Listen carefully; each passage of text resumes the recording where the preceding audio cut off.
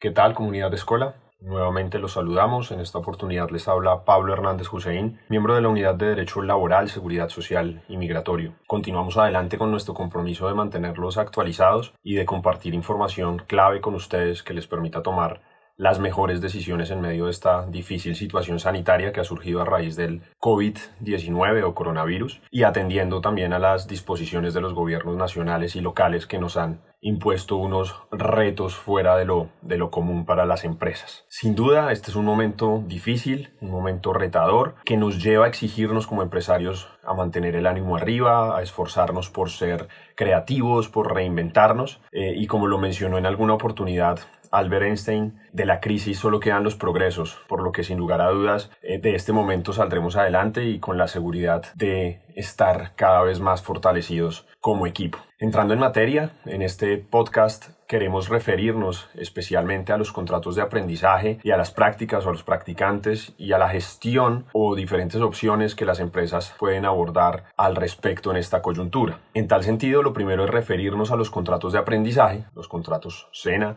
o con algunas otras instituciones académicas que hemos reportado a la plataforma como contratos de aprendizaje, donde las empresas necesariamente deben tener en cuenta cuál es la etapa en la que está ese aprendiz. En un primer momento, si el aprendiz está en su etapa lectiva,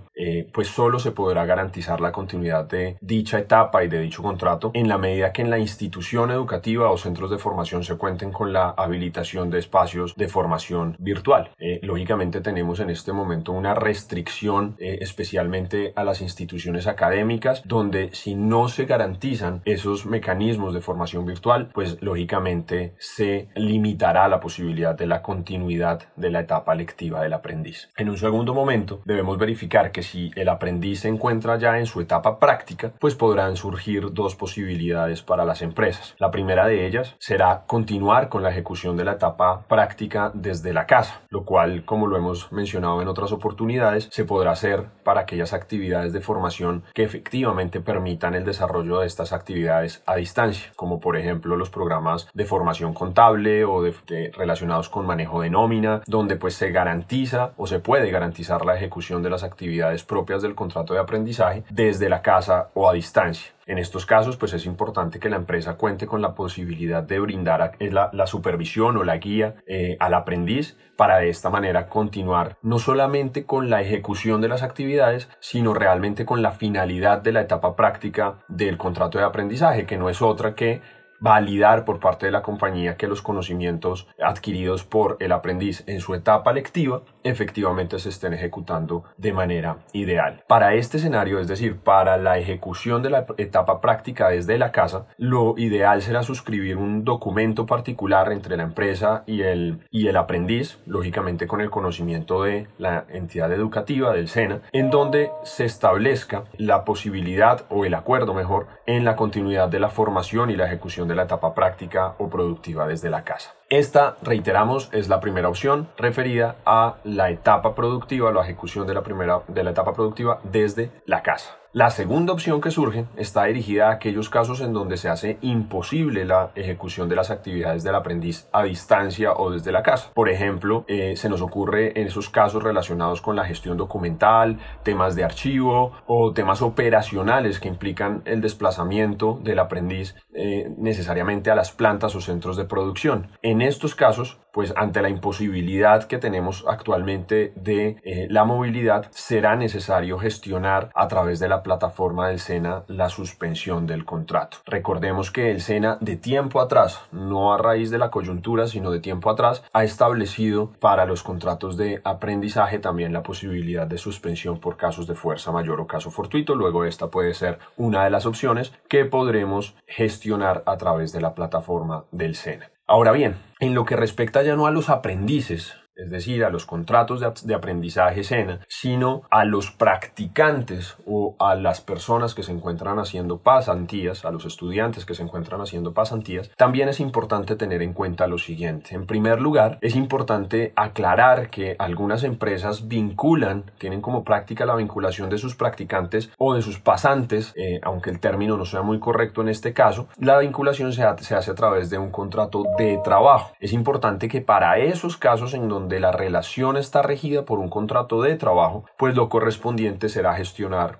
este tipo de contratos de acuerdo a las reglas que rigen dicho contrato de trabajo, donde se encuentran las opciones que ya hemos comentado en otras oportunidades referidas al trabajo en casa, a las vacaciones, bien sea anticipadas o ya causadas, licencias remuneradas o no remuneradas, o eventualmente la revisión del contrato para poder variar las condiciones del mismo,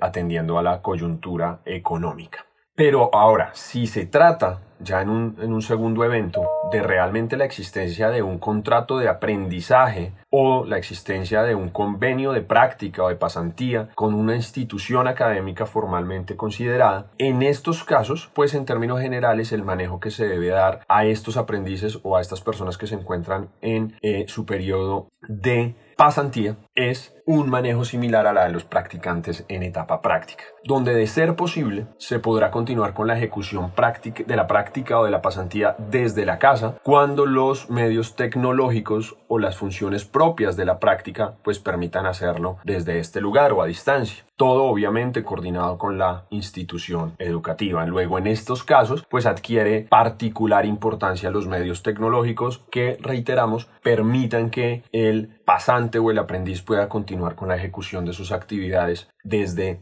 la casa. En caso ahora de que no sea posible la ejecución desde la casa en los términos anteriormente indicados, se podrá coordinar con la institución académica igualmente la suspensión de la pasantía para que la misma sea reanudada cuando se normalice la situación. En todo caso, pues será importante resaltar que algunas universidades en este momento, a su criterio, no de manera generalizada, sino revisando cada caso concreto y obviamente partiendo de, reiteramos, el criterio de cada institución académica, podrían determinar en este momento el cumplimiento de la práctica o de la pasantía dependiendo del porcentaje de ejecución de la misma hasta el momento en el que se va a reportar la situación. Por ejemplo, si el practicante o el pasante ya tenía ejecutada la práctica o la pasantía en un 85 o 90%, posiblemente en acuerdo con la institución académica y de acuerdo a sus criterios, reiteramos, podrá entender que la misma ya se encuentra completada y tener como requisito cumplido para efectos académicos